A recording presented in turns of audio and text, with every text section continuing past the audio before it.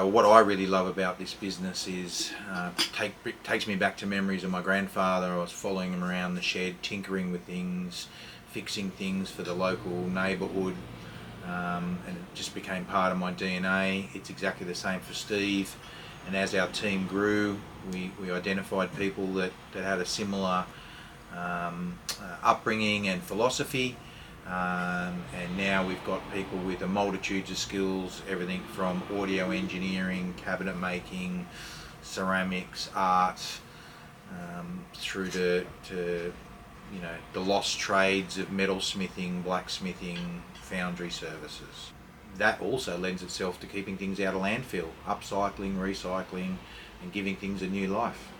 If something comes in that somebody's looking to have done, because there's such a shortage of those skills and facilities in the mountains, we offer to do it. And on some occasions it's more complex than we first thought.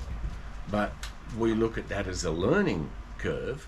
We don't really see it as a business, we see it as a social enterprise where part of our DNA is to keep things out of landfill, provide advice, provide training opportunities for young school leavers who want to get into trades or not really sure what they want to do when they finish school, but they know they're good with working with their hands. We often get asked, can we repair something or can we source parts? Our answer is almost always yes. Not only do we have a fantastic network of suppliers now that we can source components from that may not have been the original component, but we can retrofit it to suit, but we've also invested in newer technology like our 3D printing machines, so that when we can't source a part, we'll make a part. So we may combine some of our traditional componentry with parts that we've designed and manufactured on our 3D printers. We had a microwave that had a door release that couldn't work.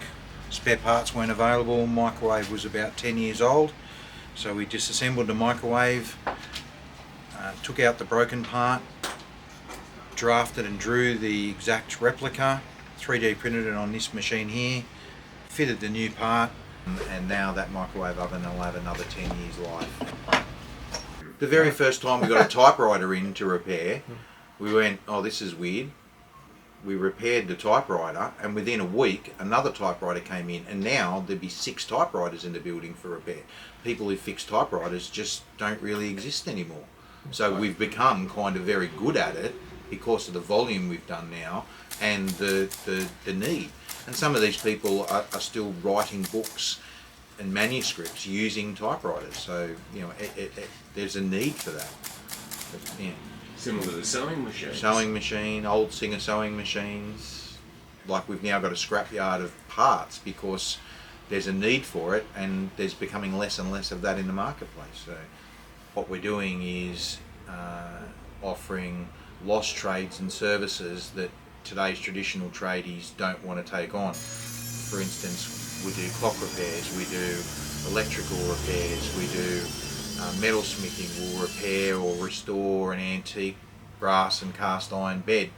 The question for the community is, where do you take those things? And most of the time there is nowhere to take those things, and they end up in landfill. So the telephone is an original from a workers' cottage in the upper mountains. Came into us absolutely filthy, not working, and wasp nests on the inside. So we completely stripped the telephone down, stripped all of the timber work back to original, restained it in the original PMG colours, polished all the brass and the Bakelite, tested the actual mechanism, and it's ready to go back to the home that it originated from.